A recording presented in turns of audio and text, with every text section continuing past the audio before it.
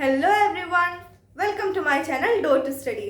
तो आज हम पढ़ेंगे आईसीएसई क्लास 9 बायोलॉजी का chapter number 7 respiration in plants. ये चैप्टर पे ये हमारा सेकेंड वीडियो और लास्ट वीडियो होगा। ओके, यानी कि पार्ट 1 मैं ऑलरेडी अपलोड कर चुकी हूँ, जिसमें मैं आप सबको एनाबॉलिक मेटाबॉलिज्म, कैटाबॉलिक मेटाबॉलिज्म ये सब के बारे में एक्सप्लेन की थी और रेस्पिरेशन का इंट्रोडक्शन आपको दी थी, कुछ पॉइंट समझाए थे, इजंट इट। तो आज के वीडियो में हम उसी का कंटिन्यूएशन करेंगे, जिसमें हम एरोबिक एनारोबिक रेस्पिरेशन के बारे में पढ़ेंगे and the experiments that are given in this chapter.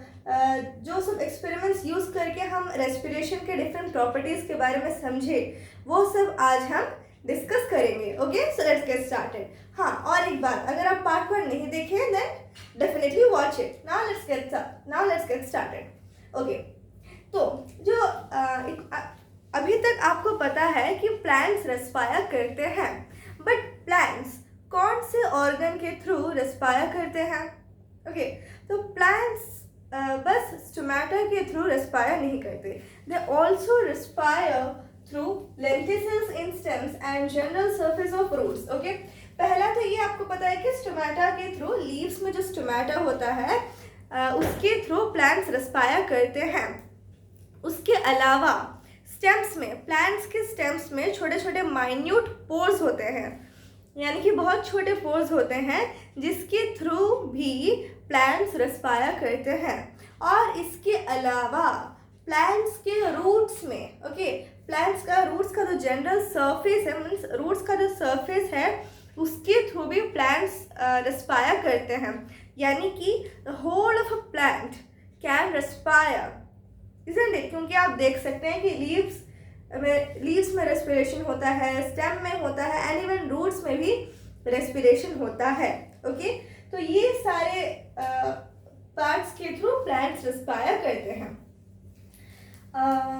Yes, ये जो जनरल सरफेस ऑफ रूट्स, इसका अगर हम बात करें तो प्लांट्स अच्छे से रेस्पायर कर पाए, इसी की वजह से हम कोई भी सीड या क्रॉप्स या कुछ भी ग्रो करने से पहले सॉइल को अच्छे तरह से टिल और प्लो करते हैं, ताकि अच्छे तरह से क्या एयर सर्कुलेशन हो पाए सॉइल के थ्रू। अच्छी तरह से एयर सर्कुलेशन होगा तब जाके ही रूट्स एयर एब्जॉर्ब कर पाएगा ना। तो वही रीज़न है, ओके, क्योंकि जनरल सरफेस ऑफ रूट्स भी रेस्पायर कर पाते हैं। तो ये हो गया, आपको समझ में आ गया। नेक्स्ट टॉपिक है रेस्पिरेशन, टाइप्स ऑफ रेस्पिरेशन। तो रेस्पिरेशन दो तरह के होते हैं, पहला है एरोबिक रेस्पिरेशन एंड दूसरा है एनएरोबिक रेस्पिरेशन।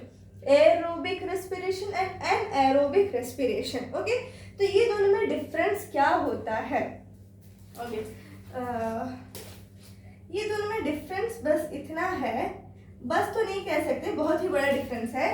एक रेस्पिरेशन यानी कि एरोबिक रेस्पिरेशन जो है वो होता है हमारे ऑक्सीजन के प्रेजेंस में। ओके, एरोबिक रेस्पिरेशन होता है ऑक्सीजन के प्रेजेंस में, वेयरएज एनएरोबिक रेस्पिरेशन होता है ऑक्सीजन के एब्सेंस में। अंडरस्टूड? सो पहला डिफरेंस ये है कि आप फॉर्मूला देख के भी पहचान सकते हैं कि एरोबिक रेस्पिरेशन में ऑक्सीजन के प्रेजेंस में ग्लूकोज का ब्रेकडाउन हो रहा है, यानी कि हम लास्ट क्लास में एरोबिक रेस्पिरेशन का बात कर रहे थे। और दूसरा है एनएरोबिक रेस्पिरेशन। इधर आप देख सकते हैं कि रिएक्टेंट साइड में बस ग्लूकोज प्रेजेंट है और ऑक्सीजन प्रेजेंट नहीं है, यानी कि एनारोबिक रेस्पिरेशन जो होता है वो प्रोसीड होता है in the absence of oxygen. Understood? अब प्रोडक्ट साइड देखते हैं। प्रोडक्ट साइड में एरोबिक रेस्पिरेशन में 6 CO2, इधर 2 CO2, देन वी हैव इधर 6 वाटर मॉलिक्यूल्स, बट इधर वाटर मॉलिक्यूल्स नहीं है, इजंट इट? इधर क्या, ये C2H5OH आप देख सकते हैं, ये क्या है? ये C2H5OH है, ethanol. Okay, so this C2H5OH is ethanol या फिर इथाइल अल्कोहल। तो एनारोबिक रेस्पिरेशन में 2 molecules of ethyl alcohol, 2 molecules of carbon dioxide and 2 ATP is released. Understood? But aerobic respiration में आप देख सकते हैं carbon dioxide, water and 38 ATP, यानी कि एरोबिक रेस्पिरेशन में ज़्यादा एनर्जी रिलीज होता है in comparison to anaerobic. Understood? तो ये सब आप फॉर्मूला देख के डिफरेंस बता दिए। लेट्स सी और क्या क्या डिफरेंस है। यस, वन बाय वन मैं रीड कर चुकी हूँ, जो मैं एक्सप्लेन की हूँ और जो मैं एक्सप्लेन नहीं की हूँ, दोनों रीड कर रही हूँ। ओके, पहला डिफरेंस है aerobic respiration proceeds in the presence of oxygen, anaerobic respiration proceeds without using oxygen. Already मैं बता चुकी हूँ। यस, दूसरा डिफरेंस ये है कि एनारोबिक रेस्पिरेशन में ये जो ग्लूकोज का मॉलिक्यूल है उसका कंप्लीट ब्रेकडाउन होता है, यानी कि पूरा का पूरा वो ब्रेक होता है और उससे एनर्जी रिलीज होता है। बट एनारोबिक रेस्पिरेशन में it is incomplete breakdown of glucose. Okay, means पूरा का पूरा ग्लूकोज ब्रेक डाउन नहीं होता, जिसकी वजह से एनर्जी भी कम रिलीज होता है। Understood? That is aerobic respiration. In aerobic respiration, complete breakdown of glucose occurs. In anaerobic respiration, incomplete breakdown of glucose occurs. Next है aerobic respiration. End products are carbon dioxide, water and water. और anaerobic respiration में end products are ethyl alcohol या फिर ethanol, दोनों same ही है, एक ही चीज का दो नाम तो नहीं, बट इसे इथाइल अल्कोहल या फिर इथानॉल से कहा जाता है। ओके, तो ये है end products are ethyl alcohol and carbon dioxide. Next difference क्या है? Energy liberated in large quantity, that is 38 ATP from 1 mole of glucose. Then इधर क्या है? Energy liberated in small quantity, that is only 2 ATP from 1 mole of glucose. Okay, next difference है occurs normally throughout the life, occurs temporarily for short periods. Yes, normally जो respiration देखा जाता है वो aerobic respiration होता है और ये पूरा लाइफ जिंदगी भर aerobic respiration ही एक organism करता है। ओके, बट anaerobic respiration जो होता है वो कभी कभी ही होता है, कुछ स्पेशल सिचुएशंस में ही anaerobic respiration होता है और वो भी पूरा लाइफ टाइम के लिए एनारोबिक रेस्पिरेशन नहीं चल सकता। It can work only for a short period of time. Understood? तो ये सब है एरोबिक और एनारोबिक रेस्पिरेशन के बीच में डिफरेंस। ओके, तो इतना आपको समझ में आ गया। अब हम जाएंगे कुछ एक्सपेरिमेंट्स के तरफ और इस एक्सपेरिमेंट्स के थ्रू डिफरेंट चीज़ें जो रेस्पिरेशन से जुड़े हैं वो प्रूव किया गया है। पहला एक्सपेरिमेंट क्या चीज़ से है? Experiment to prove oxygen is used in respiration. Okay, तो ये जो एक्सपेरिमेंट है इसका सेटअप कुछ इस तरह से है। मैं बहुत ही रफ और गंदा डायग्राम ड्रॉ की हूँ, बट आई होप कि आप समझ जाएंगे। Okay, I will explain. तो ये जो फर्स्ट एक्सपेरिमेंट है इसके हेल्प से हम ये प्रूव कर रहे हैं कि रेस्पिरेशन प्रोसेस में ऑक्सीजन का यूज होता है। ओके, तो क्या है? दो कॉनिकल फ्लास्क है, फ्लास्क ए और फ्लास्क बी। दोनों ही फ्लास्क में वेट कॉटन है और इधर सीड्स, पी सीड्स या ग्राम सीड्स हम रख सकते हैं। दोनों में ही पी सीड्स या ग्राम सीड्स है, बट एक डिफरेंस ये है कि ये जो पी सीड्स है they are live but these are dead means they are boiled. Okay, they are boiled और इसमें कार्बोलिक एसिड भी ऐड किया गया है। ये सीड्स के साथ कार्बोलिक एसिड भी ऐड किया गया है। ऐसा क्यों है? क्योंकि इधर आप, जैसे मैं कह चुकी हूँ कि ये बॉइल्ड सीड्स है या फिर डेड सीड्स है, तो बैक्टीरिया का ग्रोथ ना हो, to prevent the growth of bacteria carbolic acid is used. Okay, तो ये छोटे छोटे बातें आपको याद रखना है क्योंकि क्वेश्चन ऐसे ही पूछा जाता है, why carbolic acid is used in this conical flask B? Y?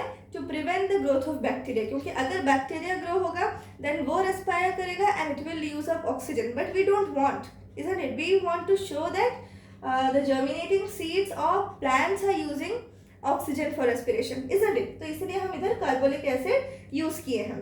उसके बाद इधर आप देख सकते हैं कि टेस्ट ट्यूब हैंड है दोनों ही फ्लास्क में। ये दोनों ही फ्लास्क में है, मीन्स ये दोनों ही टेस्ट ट्यूब में हमारा सोडा लाइम है।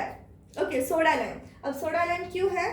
सोडा लाइम इसलिए है ताकि जब रेस्पिरेशन हो तो कार्बन डाइऑक्साइड डाइऑक्साइड लीव करेगा और वो कार्बन डाइऑक्साइड को एब्जॉर्ब करने के लिए हमारा सोडा लाइम का टेस्ट ट्यूब इधर टंगाया गया है। अंडरस्टूड? तो जैसे कार्बन डाइऑक्साइड इवॉल्व होगा, सोडा लाइम जो है वो उसको एब्जॉर्ब कर लेगा। ओके, इतना आपको समझ में आ गया? और क्या है? और हाँ, दोनों ही फ्लास्क में इधर रबर कॉर्क या ट्यूब्स, रबर कॉर्क लगाया गया है and they are connected with connecting pipes. और इधर नीचे एक ट्रॉ या डिश में वाटर रखा गया है। ओके, इतना है आपका पूरा सेटअप। अब समझते हैं होता है क्या। सी आफ्टर सम टाइम क्या होगा, इधर ये फ्लास्क में इधर लाइव सीड्स है, इधर तो इसलिए जर्मिनेशन प्रोसेस होगा या फिर रेस्पिरेशन। हाँ, इधर ये वेट कॉटन है ना, तो इधर जर्मिनेशन भी होगा और रेस्पिरेशन भी होगा, इजंट इट? तो रेस्पिरेशन होने के लिए क्या चाहिए? ऑक्सीजन चाहिए। तो ये कॉनिकल फ्लास्क में ऑक्सीजन, कुछ वॉल्यूम ऑफ ऑक्सीजन होगा ना, तो वही वॉल्यूम ऑफ ऑक्सीजन को यूटिलाइज करके ये रेस्पायर करेगा। बट इधर तो रेस्पिरेशन होगा नहीं because they are dead seeds. So after some time you will notice that the connecting tube in flask A, the water in the connecting tube in flask A is rising, यानी कि the level of water जो है ये connecting tube का वो बढ़ रहा है। Understood? और पर इधर का ये फ्लास्क बी से जो कनेक्टिंग ट्यूब कनेक्टेड है उसका वाटर लेवल नहीं बढ़ रहा। अब ऐसा क्यों हो रहा है? ऐसा इसलिए हो रहा है क्योंकि फ्लास्क ए में जो सीड्स है वो रेस्पिरेशन करते वक्त ऑक्सीजन यूज अप कर रहे हैं, इजंट इट? तो जितना ऑक्सीजन इधर था वो लोग यूज करेंगे। फर्दर मोर ये कनेक्टिंग पाइप में भी तो ऑक्सीजन होगा ना, इजंट इट? इतना दूर तक तो ऑक्सीजन होगा, तो वो ऑक्सीजन को भी वो यूज अप कर लिए। तो क्या होगा? प्रेशर बिल्ड होगा और जिसकी वजह से वाटर जो है वो अंदर जाएगा और इतना दूर तक वो पहुंच जाएगा। अंडरस्टूड? प्रेशर बिल्डअप होने का मतलब है कि इधर कोई गैस नहीं है, यानी कि it's a low pressure area और इधर हाई प्रेशर एरिया है। इसकी वजह से वाटर जो है वो अंदर घुसेगा। ओके, ये थोड़ा फिजिक्स का पार्ट है बट स्टिल मीन्स ये जो समझा इतना डिटेल में आपकी बुक में नहीं दिया गया कि प्रेशर लो हो गया, बढ़ गया। बस इतना दिया गया है कि पूरा ऑक्सीजन यूज अप होने की वजह से वाटर का लेवल जो है कनेक्टिंग ट्यूब में बढ़ता है। उतना आपको समझ में आ गया? That's it. सो इससे हमें ये समझ में आया कि रेस्पिरेशन प्रोसेस में ऑक्सीजन यूज अप हो रहा है। ओके, सो फर्स्ट एक्सपेरिमेंट जो है हम कर चुके हैं। नेक्स्ट एक्सपेरिमेंट क्या है? To prove that carbon dioxide is produced during respiration. Okay, next experiment के थ्रू पहला एक्सपेरिमेंट में हम ये प्रूव किए कि ऑक्सीजन जो है उसे यूज करते हैं रेस्पिरेशन के टाइम में।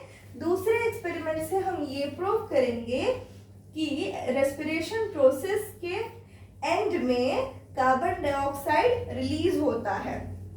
Okay, so let's see what is experimental setup for it. Yes, इसका एक्सपेरिमेंटल सेटअप बहुत ही सिंपल है। एक राउंड बॉटम फ्लास्क लिया गया है। राउंड बॉटम फ्लास्क यानी कि कुछ इस तरह से होता है। ओके, कुछ इस तरह से है राउंड बॉटम फ्लास्क और इसमें कॉर्क भी लगाया गया है। ओके, सो दो ठो राउंड बॉटम फ्लास्क लिए हैं और दोनों में ही कॉटन वूल रखा गया है। वूल या कॉटन कुछ भी रखा गया है और पहले में एक में soaked seeds, let it be flask A, और इसी तरह का और एक भी फ्लास्क लिया गया है, फ्लास्क बी। इसमें सोक्ड सीड्स है यानी कि these are live. Soaked seeds है तो थोड़ा थोड़ा जर्मिनेशन भी वो शुरू कर दिया होगा। और दूसरे वाले में बॉयल्ड सीड्स है। अंडरस्टूड? तो फ्लास्क बी में, राउंड बॉटम फ्लास्क बी में बॉयल्ड सीड्स इसी सेटअप के साथ लिया गया है। नेक्स्ट क्या है? हाँ, ये जो सोक्ड सीड्स इसमें लिया गया है राउंड बॉटम फ्लास्क बी में, उसमें कार्बोलिक एसिड भी ऐड किया गया है। वही सेम रीजन जो मैं एक्सपेरिमेंट फर्स्ट में बताई थी, इसमें भी बॉइल्ड सीड्स के साथ कार्बोलिक एसिड ऐड किया गया था to prevent the decay of the seeds. Okay, और डीके होने से क्या होगा? बैक्टीरियल ग्रोथ होगा and then bacteria will respire. But हमें तो पता करना है कि प्लांट्स रेस्पायर कर रहे हैं कि नहीं, सीड रेस्पायर कर रहे हैं कि नहीं, इजंट इट? तो इसीलिए हम कार्बोनिक एसिड फ्लास्क बी में ऐड करेंगे। नेक्स्ट क्या होगा, कुछ दिन बाद, ओके, आफ्टर सम डेज हम नोटिस करेंगे, मीन्स 3 to 4 डेज के बाद हम नोटिस करेंगे कि ये जो फ्लास्क ए में जो पी सीड्स है वो जर्मिनेट कर रहे हैं और फ्लास्क बी में ऑब्वियसली जर्मिनेट नहीं कर रहे होंगे because they are boiled. Then क्या करते हैं, हम ये कॉर्क को हटाते हैं और इसको एक कॉर्क को हटाते हैं और इसका माउथ जो है एक टेस्ट ट्यूब में हम लाइम वाटर लिए रहते हैं। ओके, एक टेस्ट ट्यूब में हम लाइम वाटर लिए रहते हैं, तो इसके माउथ को इसके पास लाके रखते हैं, यानी कि जैसे हम ढक्कन खोलेंगे, कॉर्क हटाएंगे, तो जो भी गैस उसके अंदर होगा वो इस टेस्ट ट्यूब के अंदर जाए। और इधर क्या है, लाइम वाटर है। तो अगर कार्बन डाइऑक्साइड वो राउंड बॉटम फ्लास्क के अंदर है, देन लाइम वाटर को कार्बन डाइऑक्साइड क्या करता है, मिल्की कर देता है। Okay, so carbon dioxide turns lime water milky. तो यही एक्सपेरिमेंट मीन्स, तो जैसे ही हम इसका कॉर्क को हटाएंगे और इधर दिखाएंगे, देन कार्बन डाइऑक्साइड अंदर जाएगा और वो लाइम वाटर को मिल्की कर देगा। तो इससे हमें ये पता चल जाता है कि इस प्रोसेस के दौरान यानी या फिर इस एपरेटस में कार्बन डाइऑक्साइड का प्रेजेंस है। और ये कार्बन डाइऑक्साइड आया कैसे, ये कार्बन डाइऑक्साइड आया ये जर्मिनेटिंग सीड के रेस्पिरेशन, जर्मिनेटिंग सीड्स के रेस्पिरेशन की वजह से। ओके, इतना ये भी सेकेंड एक्सपेरिमेंट भी आप समझ गए। अब इसका और एक अल्टरनेट मेथड भी दिया गया है बुक में, ओके, जिसमें मीन्स ओके वो अल्टरनेट मेथड भी बहुत इससे भी ज़्यादा सिंपल है। ओके, सो इसमें ऐसे कॉनिकल फ्लास्क्स लिए गए हैं, मीन्स 3 to 4 कॉनिकल फ्लास्क लिया गया है and it is attached 1 by 1। एक में जर्मिनेटिंग सीड्स है। ओके, इसमें जर्मिनेटिंग सीड्स है और पहला जो कॉनिकल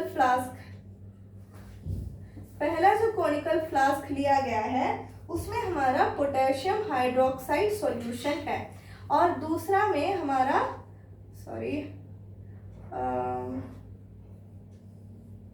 दूसरा में है हमारा लाइम वाटर और इधर तीसरा में तो हमारा जर्मिनेटिंग सीड्स है और फोर्थ में फिर से लाइम वाटर है।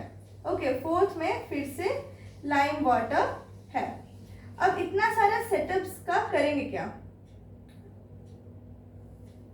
जस्ट अ मिनट, मैं बता रही हूँ, एक्सप्लेन कर रही हूँ आपको। तो ये सारा सेटअप को जो है 1 by 1 पाइप से कनेक्टेड है इस तरह से, अंडरस्टूड। तो अब ये सारा जो है ये सब सारे के सारे कॉनिकल फ्लास्क में कॉर्क लगा हुआ है और उसके थ्रू ये कनेक्टिंग पाइप्स है। तो ये जो केओएड सॉल्यूशन है इसमें पहले बाहर से एयर जाएगा और ये अंदर घुसेगा। तो पोटेशियम हाइड्रोक्साइड क्या करता है, वो एयर में जितना भी कार्बन डाइऑक्साइड होगा वो कार्बन डाइऑक्साइड को ये पोटेशियम हाइड्रोक्साइड एब्जॉर्ब कर देगा। तो इसकी वजह से क्या होगा, ये जो कनेक्टिंग ट्यूब है पूरा लंबा होगा। ओके, ताकि एयर ऐसे ही कॉनिकल फ्लास्क में ना रुके और पूरा पोटेशियम हाइड्रोक्साइड में ही जाए और सारा कार्बन डाइऑक्साइड एब्जॉर्ब हो जाए। उसके बाद जो एयर रिलीज होगा it would be free of carbon dioxide और वो air which is free of carbon dioxide will again pass through this connecting tube and it will reach this conical flask जिसमें क्या है, जिसमें लाइम वाटर है।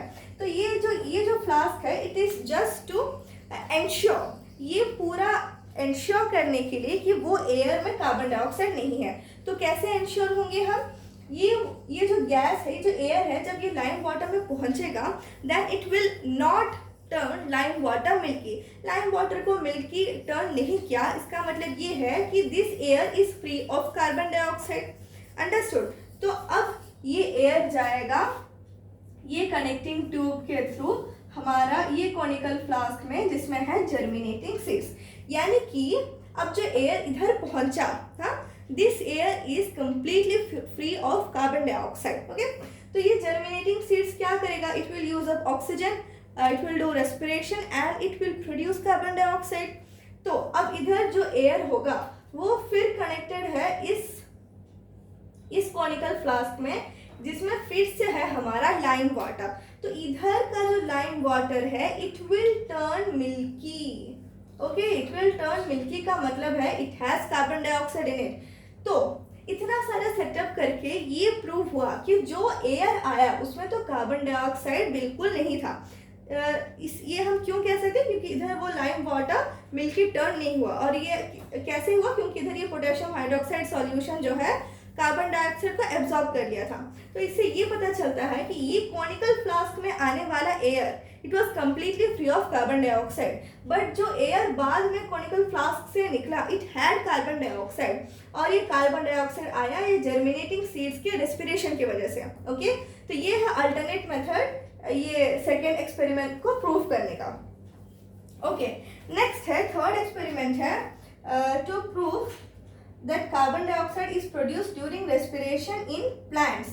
इधर तो हम सेकेंड एक्सपेरिमेंट में हम इन जर्मिनेटिंग सीड्स प्रूव किए थे, इजंट इट? तो अभी हमें प्रूव करना है थर्ड एक्सपेरिमेंट ये है, third experiment is to prove that carbon dioxide is produced during respiration in plants.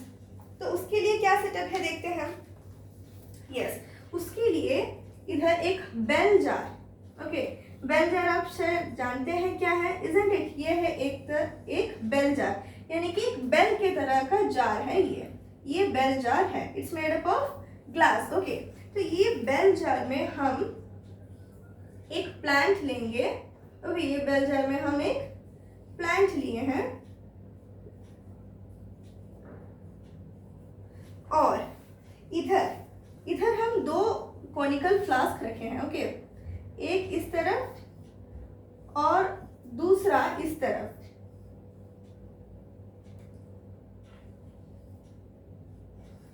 और दोनों में क्या है, दोनों में ही हमारा लाइम वाटर ही है।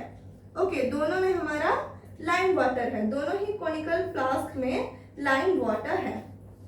इधर जो एयर आएगा ये ऑलरेडी इट मीन्स इधर जो है हम एक सोडा लाइम इधर रख देंगे, जिसकी वजह से सोडा लाइम क्या है, यही है पोटेशियम हाइड्रोक्साइड। ओके, ओके, तो मीन्स फंक्शन क्या है सोडा लाइम का, जो पोटेशियम हाइड्रोक्साइड का फंक्शन था वही है, क्या है, to remove the carbon dioxide in air. तो इधर जो एयर आएगा it would be free of carbon dioxide. तो इधर लाइम वाटर टेस्ट होगा जिसमें हम ये देख पाएंगे कि जो एयर आया उसमें कार्बन डाइऑक्साइड नहीं है, because it will not turn lime water milky. Then इधर से जो एयर निकलेगा it would be connected with this bell jar. Okay, तो वो एयर इधर आएगा, यानी कि ये जो प्लांट जो एयर यूज अप करेगा उसमें कार्बन डाइऑक्साइड नहीं होगा। ओके, तो फिर ये प्लांट रेस्पायर करेगा और रेस्पिरेशन के बाद फिर क्या रिलीज होगा, कार्बन डाइऑक्साइड रिलीज होगा। तो इसलिए ये ग्लास जार से बेल जार से फिर से ये कनेक्टिंग पाइप के थ्रू कनेक्टेड होगा और हम देख पाएंगे कुछ टाइम बाद हम देख पाएंगे कि ये जो लाइम वाटर ये जार में है it will turn milky. Okay, it will turn milky.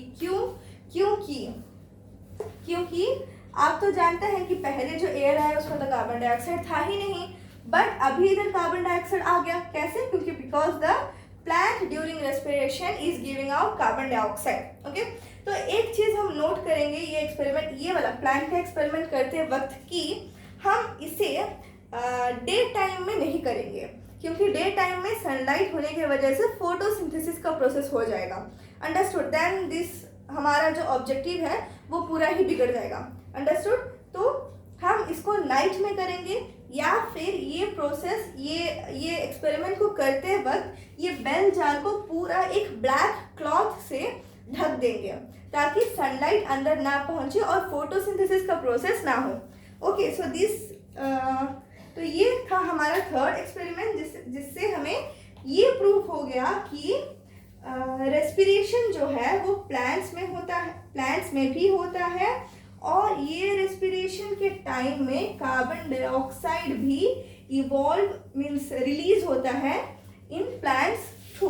Okay, अब हमारा फोर्थ एक्सपेरिमेंट है to prove that heat is evolved during respiration.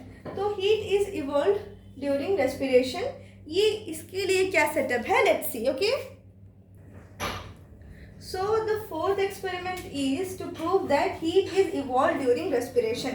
तो इसके लिए हमारा एक्सपेरिमेंटल सेटअप कुछ ऐसा होगा. ओके, इस तरह के दो फ्लास्क लेने हैं. ये क्या है? थर्मो फ्लास्क है. ओके, तो इस तरह के दो फ्लास्क लेने हैं, flask A and flask B. Okay, तो इस एक फ्लास्क में हम लाइव सीड्स यानी कि ऐसे सीड्स लेंगे जो जर्मिनेट रेस्पायर कर सकते हैं, मीन्स दे आर अलाइव.